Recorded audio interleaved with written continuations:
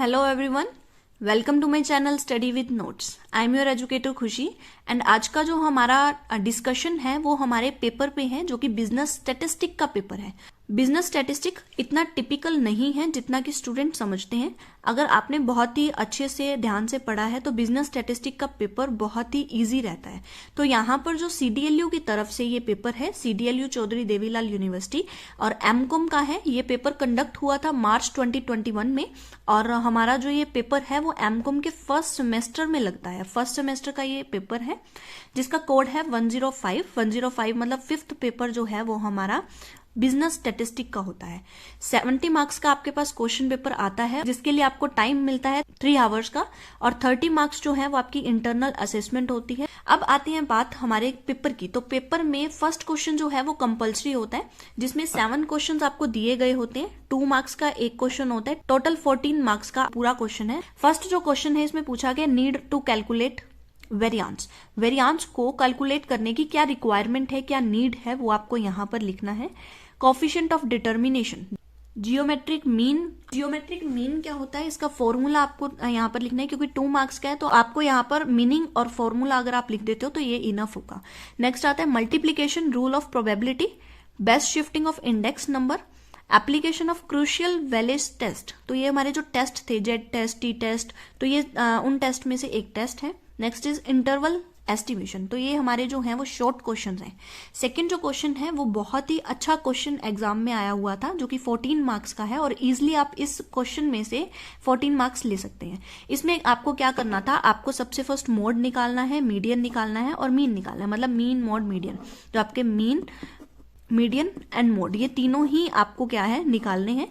Question आपके screen के ऊपर ये है। ये क्वेश्चन आया था जिसमें हमें क्लास एंड फ्रीक्वेंसी दी हुई थी, क्लास एंड फ्रीक्वेंसी दी हुई थी जिससे आपको इसका आंसर निकालना था। होप सो आपको ये क्वेश्चन जो है वो बहुत ही क्लियर दिख रहा होगा। तो यहां पर हमारे क्या है, क्लास दिए गए हैं, यहां पर फ्रीक्वेंसीज हैं। तो यहां पर हमारी जो मेन चीज है हमें निकालनी है मीन, मोड एंड मीडियन। इसकी वीडियोस मैं अपने बिजनेस स्टैटिस्टिक की प्लेलिस्ट में मैंने डाल दी हैं, तो आप वहां से देख सकते हैं कि मीन, मोड, मीडियन को किस तरीके से कैलकुलेट किया जाता है।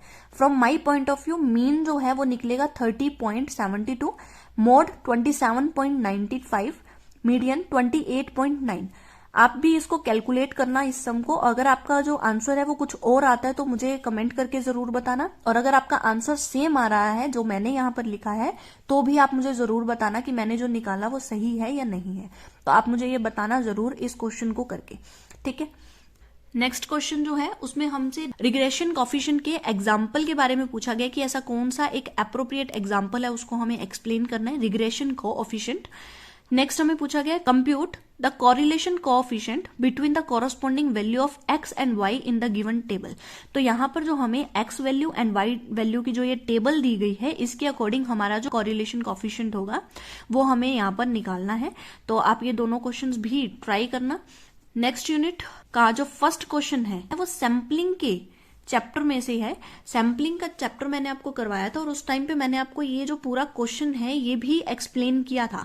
तो यहाँ पर जो है क्वेश्चन, ये जो क्वेश्चन है आप वहां से देख सकते हैं, अदरवाइज यहाँ से आप रीडिंग ले लो और आप मुझे बताना कि ये कौन से मेथड के बारे में बात कर रहा है, क्योंकि आपसे यही पूछा गया है कि ऐसा कौन सा मेथड है जो है यहाँ पर अप्लाई होगा।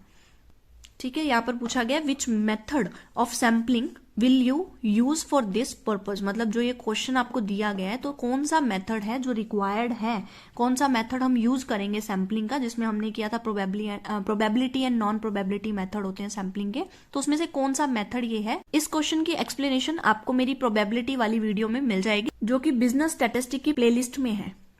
Next question is explain the meaning, properties, role of normal distribution. Normal distribution के क्या मीनिंग है, क्या प्रॉपर्टीज हैं और क्या रोल होते हैं नॉर्मल डिस्ट्रीब्यूशन का इन स्टैटिस्टिकल एनालिसिस, तो आपको लिखना है। नेक्स्ट आता है explain the use of central limit theorem. Central limit theorem क्या होती है और स्टैटिस्टिकल एस्टिमेशन क्या होता है और इसके क्या क्या यूजेस हैं, दैट मीन्स एप्लीकेशन आपको यहाँ पर बतानी है। थर्ड यूनिट का 6th question, you can read this. Chi square का ये हमारा क्वेश्चन है, काई स्क्वायर। थर्ड यूनिट का 2nd क्वेश्चन, ये प्रैक्टिकल क्वेश्चंस हैं, तो आप इसको पढ़ सकते हैं और अपनी एनालिटिकल थिंकिंग एंड अपनी नॉलेज के बेस पे आप इसको कैलकुलेट करो और मुझे कमेंट बॉक्स में आप बताना कि 7th का आंसर ये निकला, 6th का आंसर ये था, 8th का आंसर ये था। तो आप मुझे इस तरीके से आंसर बता सकते हैं। तो ये 7th क्वेश्चन है। 4th यूनिट का 8th क्वेश्चन,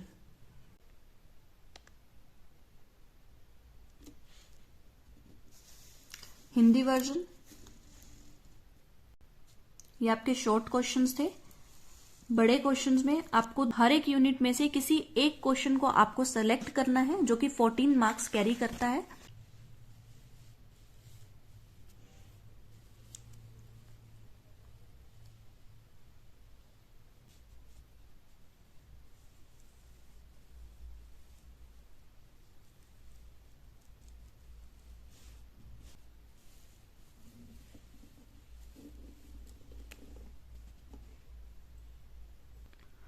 तो स्टैटिस्टिक जो है वो आपका एक प्रैक्टिकल सब्जेक्ट है, तो इसमें आपके जितने भी क्वेश्चंस आते हैं वो मोस्टली प्रैक्टिकल होते हैं। और अगर थ्योरी आएगी तो वो एक स्टेटमेंट वाइज थ्योरी होगी। जैसे कि आपने सैम्पलिंग में देखा, काई स्क्वायर में देखा, तो उसमें क्या था, एक थ्योरी जो थी उसमें आपको थ्योरी टाइप एक स्टेटमेंट टाइप क्वेश्चन आया हुआ था। और जो शॉर्ट क्वेश्चंस हैं 2 मार्क्स के, वो आपको सिंपल पूछे गए हैं। तो इस तरीके से बिजनेस स्टैटिस्टिक का पेपर बहुत ही इंपॉर्टेंट है, थोड़ा टिपिकल भी इसको माना जाता है। अगर हम सारे सब्जेक्ट से कंपेयर करें तो बिजनेस स्टैटिस्टिक आपके सिलेबस का टिपिकल सब्जेक्ट है, तो आपको इस पे काफी फोकस करने की रिक्वायरमेंट है। तो ये था हमारा business statistic. Thank you so much for listen me very carefully.